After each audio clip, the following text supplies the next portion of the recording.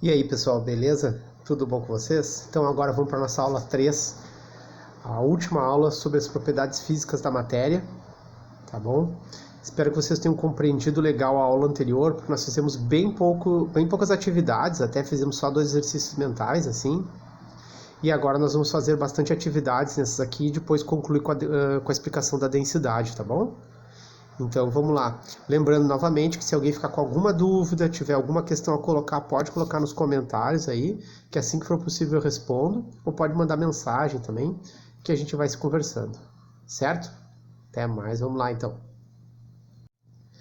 Bom, então na aula 3 a gente vai fazer atividades, não vai ser pouquinhas, não vai ser bastante, tá? Eu coloquei envolvendo todo o conteúdo, principalmente a última aula, é claro, que nós tivemos poucas, né? E depois falaremos sobre densidade. E vocês vão perceber que densidade, embora tenha ficado à parte, ela é extremamente importante. Porque grande parte do resto que a gente viu nas aulas 1 e 2, elas eram concepções gerais, que vocês vão usar muito durante o ano de vocês. E a questão da densidade, ela vai ser aplicada também a outras áreas, como a química, a biologia, certo? E outros fatores também, tá? São mais questões conceituais, assim, então é importante que vocês entendam, tá bom? Vamos lá então, vamos fazer uma primeira atividade aqui. Agora, eu não vou voltar nada de slide, não vou colocar nenhuma tela para que vocês pensem bem, tá? Eu vou dar algumas ideias se for necessário para vocês conseguirem fazer. Lembrem de pausar o vídeo e tentarem fazer, certo? Vamos lá. O ponto de fusão do ferro, ou PF, é igual a 1530 graus Celsius. E o ponto de ebulição é de 2450 graus Celsius, certo? Baseado nisso, qual será o estado físico do ferro nas seguintes temperaturas? Aí temos 5 temperaturas ali. Bom, vamos lembrar. Ponto de fusão a gente chamou de PF, lembra? Ponto de ebulição a gente chamou de PE. Tranquilo. O que mais que eu vou relembrar vocês? Uma vez só. A questão dos estados sólido, líquido e gasoso. Conforme os pontos de fusão e ebulição, eles fazem a troca de estados. Beleza?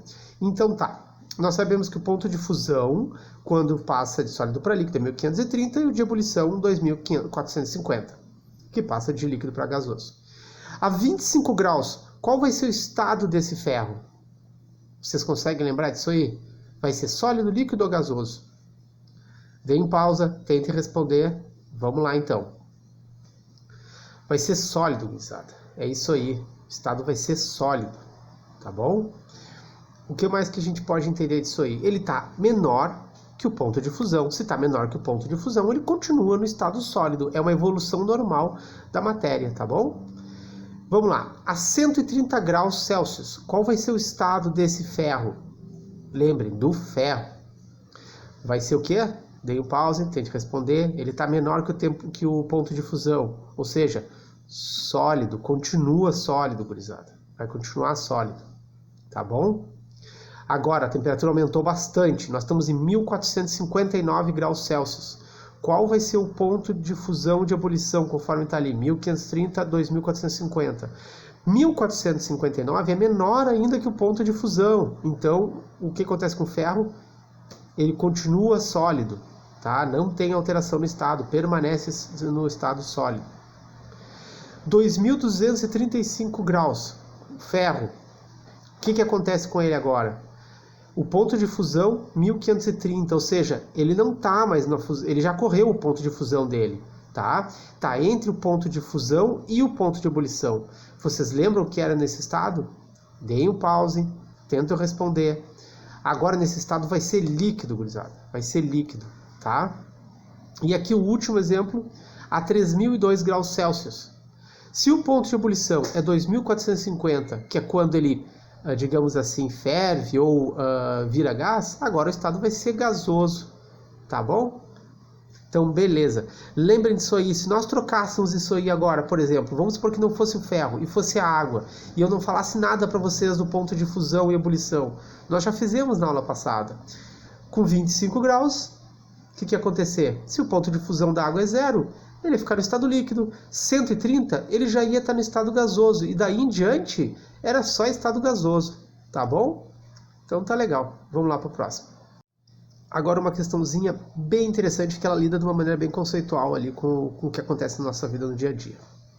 Para combater traças e baratas, era comum colocar, ainda é, né? Colocar algumas bolinhas de naftalina no guarda-roupa. Com o passar do tempo, essas bolinhas diminuíam de tamanho. Esse fenômeno é uma mudança de estado físico chamada de... Tá, e aí, Gustavo? Vamos pensar assim. As bolinhas estão no estado sólido, certo? Elas passam do estado sólido para qual estado quando elas diminuem de tamanho? Essa é de se pensar, né? Porque o que acontece? Vocês já viram essas bolinhas de naftalina? Vocês já viram elas derretidas no armário sem ter nenhum tipo de umidade nem nada? Quando o parente de vocês coloca na roupa lá, no meio das roupas e tudo. Por que colocam? Se ela derretesse e ficasse líquida, eles não colocavam, ia melecar todas as roupas, né? Então o que acontece? Ela vai para o estado gasoso, gurizada. Mas vocês acham que ela está evaporando? Se ela está evaporando, ela tem que passar para o estado líquido, não tem? Pois é. É um pouco mais complicado isso, né? Essa aí é meio xaropinha. Então, solidificação é quando passa do estado líquido para o sólido, não é o caso. Condensação é quando está no estado líquido e ele passa para o estado... Ele é de verdade, ele está no estado gasoso e passa para o estado líquido. Que é aquele das folhas que a gente falou, né? Tá nas plantas assim, tipo, tá frio, daí passa para o estado líquido, né? Fusão é o oposto da solidificação. Ele tá no estado sólido e passa para o líquido. Então, e aí o que ficou? Sublimação e evaporação, os dois fazem certo sentido. Evaporação, vocês lembram? Lembra que o processo de vaporização, ele se subdivide em evaporação e ebulição. Ebulição, vocês sabem que não, né? Ninguém viu nunca uma naftalina fervendo dentro do guarda-roupa, né? Em Porto Alegre, nos últimos tempos, com esse calorão, podia até ferver, mas não é o caso. Via de regra, né? Não ia chegar a isso, graças a Deus. Então, evaporação seria justamente aquele processo lento, né? De evaporar. E sublimação. Tentem responder, Gustavo. Pensem um pouquinho. Mas vamos lá, a resposta certa é sublimação, cara. Sublimação, porque a evaporação... no caso da evaporação, ela aplicaria na troca do estado líquido para o gasoso, tá? Só que de processo lento, é que nem as roupas no varal que a gente falou. E na sublimação não, a sublimação é a troca do estado sólido para o gasoso direto. E essas bolinhas de naftalina, elas fazem isso, cara. Por isso que elas ficam nas roupas, não tem problema. Porque embora elas deixam cheiro, elas não estragam as roupas com líquido, tá bom? Isso aí. Vamos lá. Agora uma um pouquinho mais trabalhosa aqui, tá? Considere a tabela de pontos de fusão e de ebulição das substâncias a seguir a 1 atm de pressão, ou seja, o nível do mar. Se lembra que eu falei 1 atm? Significa multiplicar alguma coisa por 1. Assim, grosseiramente falando, tá? Bem grosseiramente. Depois, no decorrer do estudo de vocês, vai ter coisas bem mais precisas. Mas vamos pensar, o que significa informar nível do mar? Significa informar que todos os materiais informados eles estão sob as mesmas condições de pressão atmosférica. Beleza, então. Ali naquela tabela está demonstrando o quê? 5 materiais, cloro, flúor, bromo, mercúrio e iodo. Está informando os PF delas e os PE. Eu não vou mais dizer o que é o PF e PE, vocês já sabem, né? Pô, ponto de fusão e ponto de ebulição. A 50 graus, quais encontram-se no estado líquido? Vocês lembram quais são as características do estado líquido? É fundamental que a essa altura vocês já lembrem. O estado líquido são aqueles que são os materiais que estão nas suas temperaturas entre o ponto de fusão e o ponto de ebulição.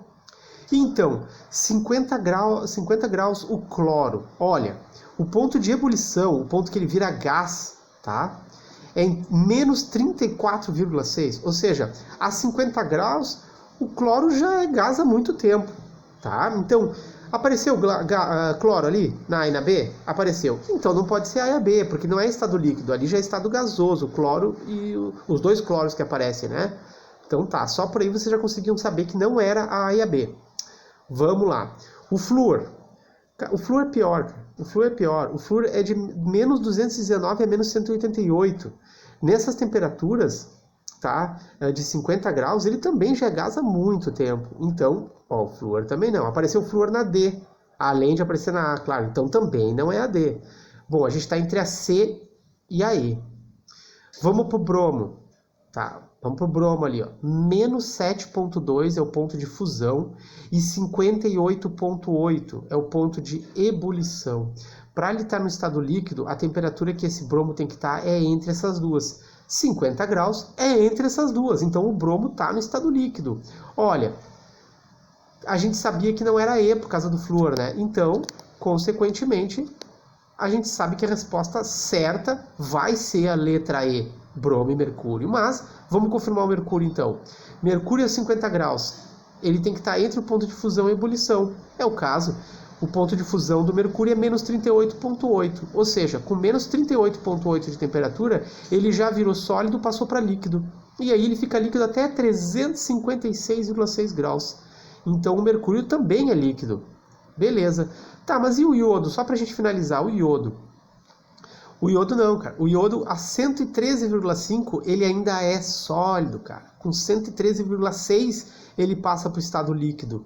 Então não, o iodo não é. Só para deixar bem certo que a letra C também não é. Então tá aí, a resposta correta é a letra E, bromo e mercúrio, tá bom? E se fosse a água, tranquilamente, a água, o ponto de fusão dela é 0 graus e o ponto de ebulição é 100, 50 graus é líquido. Mais uma atividadezinha bem conceitual aí. Vamos lá. Vamos observar essas 4 situações. Uma pedra de naftalina deixada no armário. A gente já fez até um exercício sobre isso, tá bom? Olha agora, uma vasilha de água deixada no freezer. Conceitualmente falando. Uma vasilha de água deixada no fogo. O derretimento de um pedaço de chumbo quando aquecido. Então, vamos lá. Nesses fatos estão relacionados corretamente os seguintes fenômenos. Aí está dizendo 4 fenômenos, né, equivalente a 4 condições que foi apontada ali. A primeira delas, o que a gente falou que era pedra de naftalina dentro do armário? Lembra lá? Era sublimação, cara. Passa de sólido para gasoso direto, certo? Então a gente já sabe quais ali estão apontando que a primeira é sublimação, a A e a B. Então a gente sabe que a resposta vai ter que estar entre A e a B, tá bom? Uma vasilha de água deixada no freezer. Tu tem o estado líquido que passa para... E aí? Para o sólido, porque está resfriando, está resfriando de líquido para sólido, tá bom? O que está acontecendo? Ó? É líquido vira sólido, ele solidifica. Então, só por aí vocês já mataram que a resposta certa é a A, tá bom? Sublimação e solidificação, mas vamos fazer o resto. Uma vasilha de água deixada no fogo, certo? Ali está colocando como evaporação. Eu coloquei essa questão assim, tá bom? Porque eu acho que era importante visualizar. Essa questão aqui é uma questão de uma escola de São Paulo, para vocês verem como eles generalizam as respostas, tá? Eu quero só que vocês tenham atenção a isso, porque se um dia você estiver fazendo alguma prova mais adiante, pode acontecer também isso aqui, tá? O mais correto de dizer que seria uma vasilha d'água, que é líquido, deixada no fogo, seria ebulição. Porque ela, com certeza, esse processo de vaporização vai ser passado de forma rápida. Vai criar bolinhas dentro dessa água. Então não vai ser uma evaporação natural, lenta. Vai ser uma ebulição.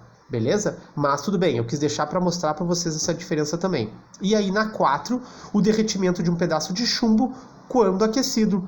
Esse é de sólido para líquido, tranquilo, fusão. Sólido, líquido, fusão. Líquido, sólido, solidificação. Então tá, a resposta correta pode ser considerada a letra A, não tem problema, tá? Eu comentei com vocês, né? Mas lembre-se, o ideal seria ser sublimação, solidificação, ebulição e fusão. Tá bom? Vejam que está misturando bastante os assuntos que nós abordamos já até agora, tá? E depois vai misturar mais. Vamos lá. Pela análise dos dados da tabela, medidos a 1 atm, lembra que isso aí vai ser corriqueiro nos trabalhos de você sempre informar que é a nível do mar, 1 atm, ou não, né? Quando vocês já estiverem trabalhando pressão atmosférica mais adiante, mas vamos lá. Podemos afirmar que a temperatura de 40 graus e 1 atm. O que acontece com essa substância? Com essas duas substâncias ali. Vamos lá. Quais são as substâncias? Etanol, né? e éter etílico. O etanol tem o PF a menos 117 e o PE a 78. O éter etílico, 116 de PF e 34 de PE. Vamos ver o que está certo e o que está errado isso aqui. Tá? O que nós podemos afirmar? O éter e o etanol, ou seja, ambos, encontram-se na forma gasosa, a 40 graus. O que vocês acham? É verdade? Não é, né? Não é, porque o éter etílico, sim, a 40 graus ele vai estar virado em gás. Já passou o ponto de ebulição dele, que era 34. Viram ali? Agora, o etanol não. O etanol vai continuar líquido. Ele só vai ficar na forma gasosa a partir de 78 graus, tá bom? Então, a letra A, nós não podemos afirmar isso. Na letra B, o éter se encontra na fase gasosa. Beleza, 40 graus, ele já virou gás, né? O éter, ele passou de 34 e virou gás. E o etanol na fase líquida. Poxa, que chato. É essa a resposta, né? Afinal de contas, para estar líquido tem que estar entre o PF e o PE, que é o caso. 40 graus está entre o PF e o PE. Então a resposta que nós podemos afirmar dessas 5 é a letra B por enquanto, tá bom? Aí a C diz o quê? Ambos encontram-se na fase líquida. Já sabemos que não, né? Pelo mesmo motivo que a letra B está certa, a C tem que estar errada, né? Embora, dependendo da temperatura que nós colocássemos, nós podíamos também dizer que as substâncias poderiam estar mais de um dos estados, né? Mas nesse caso aqui não, porque a gente já definiu como a B estando certa. Na letra D, o éter encontra-se na fase líquida. Não, né? Porque depois de 34 graus já é gasosa. E o etanol na gasosa? Não também, porque ele teria que estar acima de 78 para virar gás, né? E aí, pelo mesmo motivo que nós falamos da C, a letra E também não, porque seria dizendo que ambos se encontram na fase sólida. Para estar a fase sólida dos dois, teria que estar abaixo de 116 graus negativo, tá bom? Então, tá aí. A resposta certa é a letra B. O éter está na forma gasosa porque está acima de 34, 40 graus, né? E o etanol está na fase líquida porque está abaixo de 78, que é os 40 graus também. Então, agora vamos para a densidade. A densidade é o seguinte, vamos pensar assim. Você já deve ter visto que alguns materiais flutuam quando são colocados em água, como, por exemplo, o óleo, tá? Ignora aquela cedilha que ficou perdida aí no meio, tá bom? E outros materiais que afundam quando colocados em água, como grãos de areia. Por que isso ocorre? Vocês entendem? Vocês percebem essa diferença? Então, para responder essas perguntas é necessário conhecer uma propriedade física da matéria denominada como densidade. Podemos calcular a densidade de um material pelo volume que ele ocupa, tá? Mais informações adicionais, tá? Mas tentem entender só o próprio nome que vocês já ouviram falar algumas vezes na vida, densidade. Vamos tomar de exemplo a água e óleo, tá? Eu vou chamar de óleo, mas você sabe o que é aquele óleo de soja, aquele óleo comum que se usa para cozinhar, aquele bem ruinzinho, sabe? Então tá. Em uma balança, tá? Podemos verificar que a massa de 100 ml, vocês vão lá com um copinho de medidas, colocam numa vasilhazinha que não tem peso, supostamente, né? Tá bom? Vamos supor que a vasilha já seja parte da balança, tá? Tem aquelas balancinha que é para medir líquido ali. 100 ml de água, tá? E ali vocês vão medir e percebem que isso é 100 gramas. Tranquilo, o peso da 100 ml apareceu 100 gramas. Isso na temperatura, de novo, ó, não é mais nível, não está dizendo nível do mar, está dizendo a 20 graus Celsius, temperatura ambiente. Sabendo disso, vamos calcular sua densidade.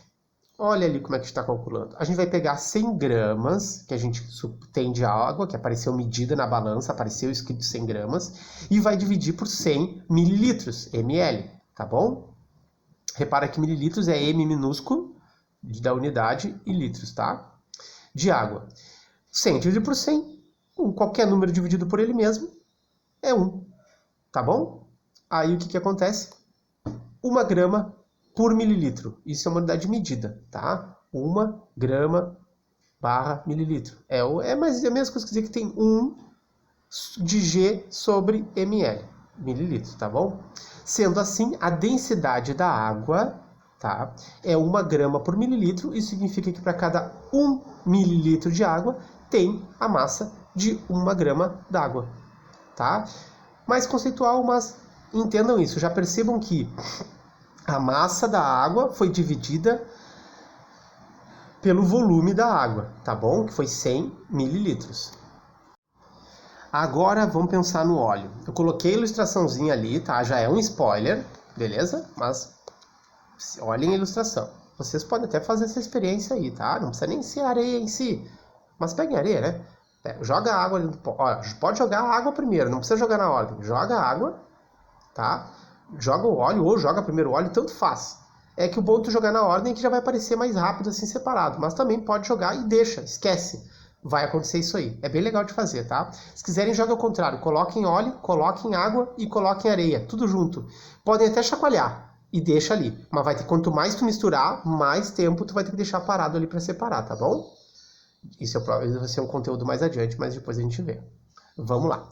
Usando a mesma ideia para o óleo, percebe-se quando pesado na balança que a massa de 100 ml de óleo, ou seja, a mesma medida de volume lá da água, tá? É igual a 90 gramas, também a 20 graus. Olha, na balancinha não apareceu mais 100 gramas que nem a água, apareceu 90.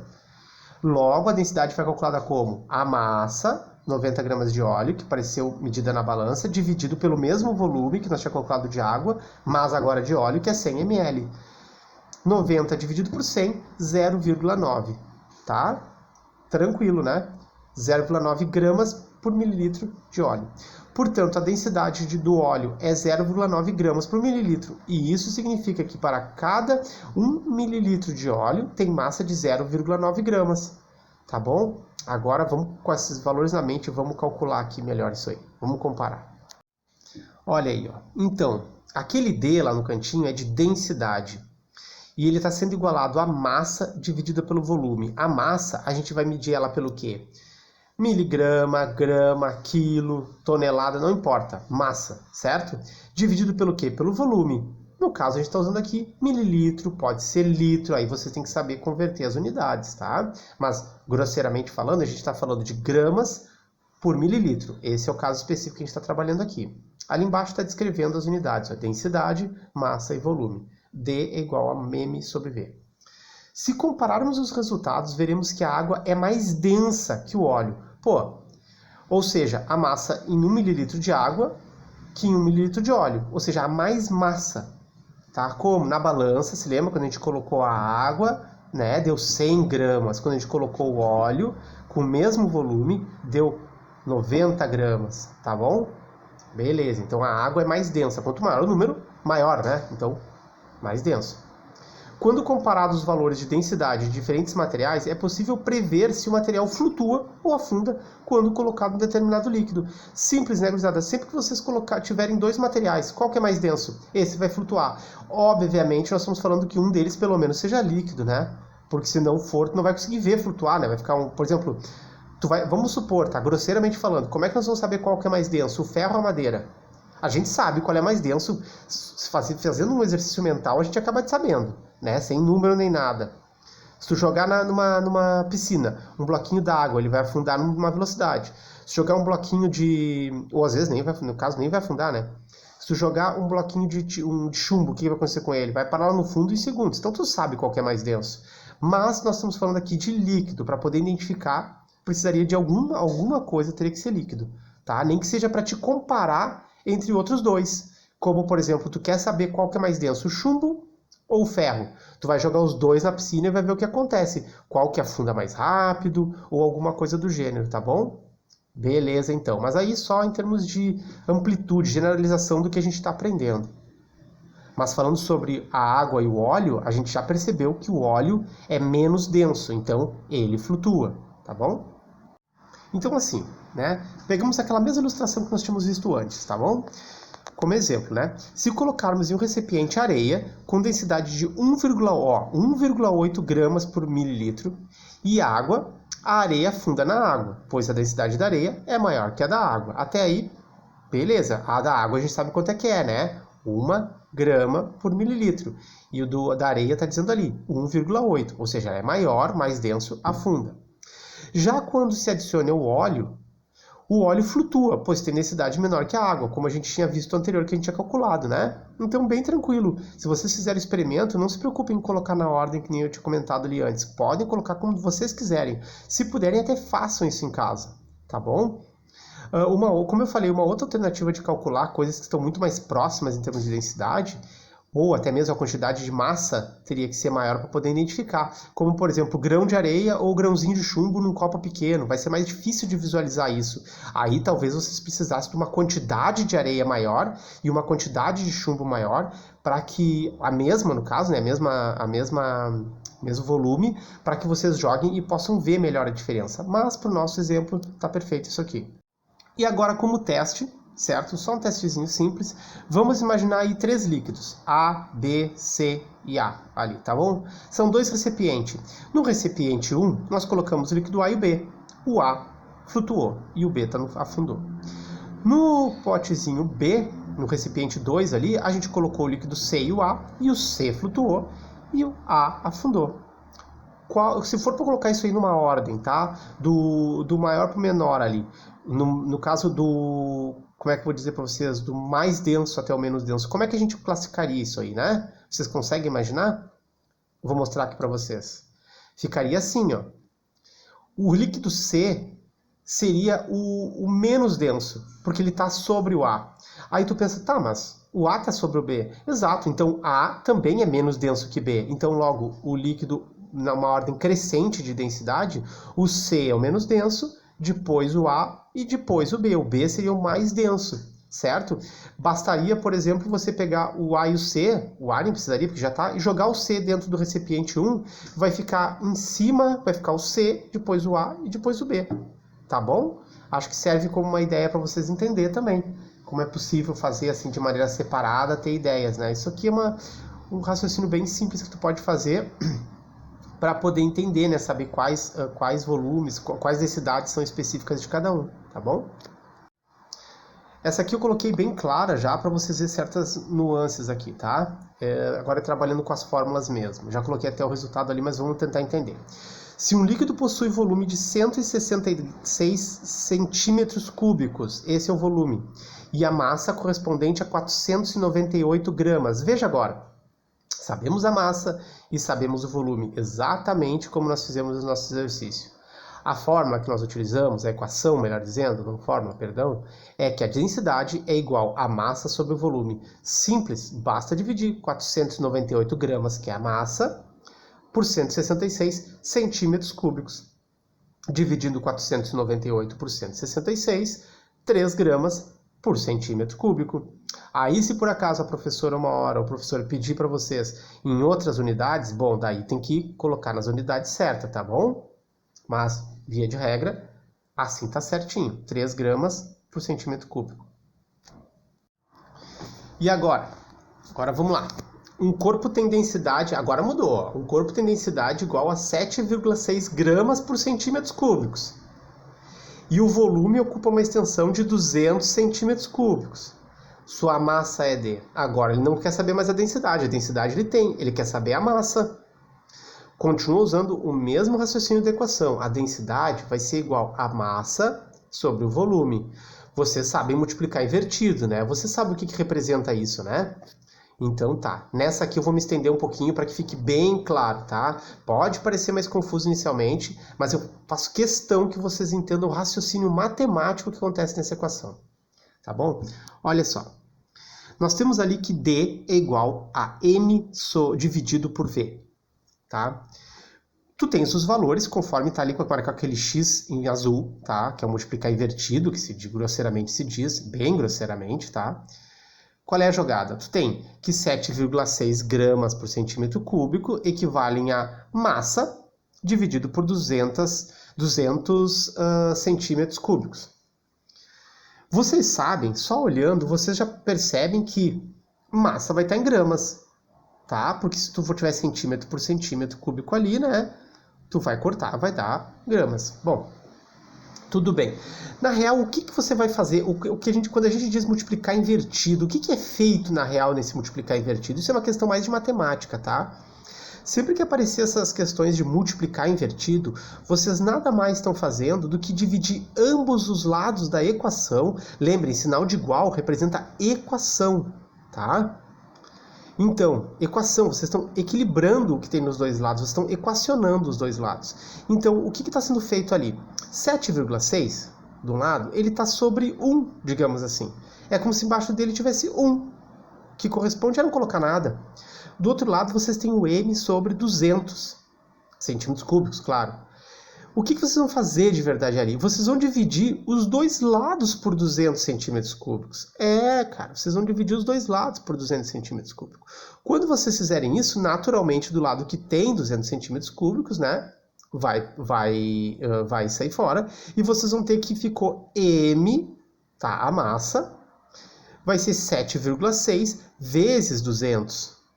Fazendo a conta de maneira numa calculadora, se fizerem com a mão, melhor ainda, excelente, vocês vão ter que a massa equivale a 1.520 gramas, tá? Essa questão de multiplicar invertido é muito importante, porque vocês vão usar muito isso, sabe? Se vocês já têm um domínio, vocês compreendem, inclusive quando existem mais variáveis possíveis de ser colocado ali, melhor ainda. Mas é fundamental que vocês entendam isso. E não se esqueçam que existem as unidades, tá? Vocês devem multiplicar os números para chegar ao valor absoluto. Tá, 7,6 vezes 200. Tá, legal, beleza. E as unidades? Nesse caso específico, certo? Olha só, nesse caso específico, certo? Se vocês fossem fazer como tá no exemplo ali, vocês estão multiplicando, só que veja que o G está dividindo, tá na parte de cima do centímetro cúbico, tá? Por exemplo, se eu fosse ler aquilo ali sem dizer, lendo com as unidades, tá bom? Olha só, como é que eu leria? M, terceira linha, M igual a 7,6 gramas, tudo isso sobre centímetros cúbicos vezes 200 centímetros cúbicos. Vocês multiplicam 7,6 por 200. Pronto, chegamos em 1.520. Por que só fica o G ali? Poxa, pensa comigo.